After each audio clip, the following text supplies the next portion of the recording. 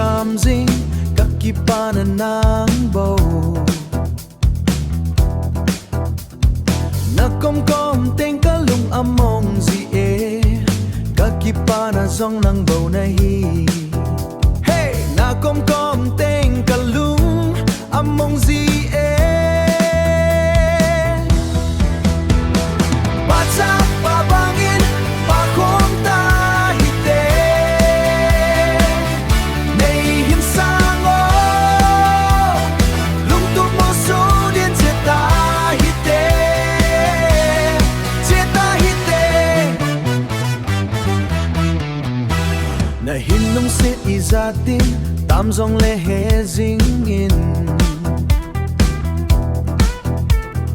kahinlong sit na asan danhi kakinep na zong ng bow na hi. Tamzong lehezingin kakinep na zong ng bow na hi. Bata pabangin pakong tahite nei hinsango lungtut mo sudin tahite tahite sing sung mi izatin hending lung gyal zong le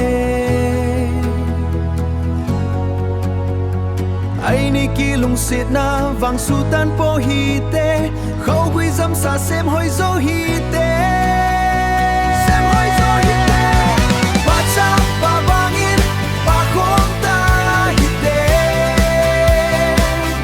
nei hinsango lungtut mo sudin tahite tahite baca pabangin pakong tahite. Yeah, number one, get gone.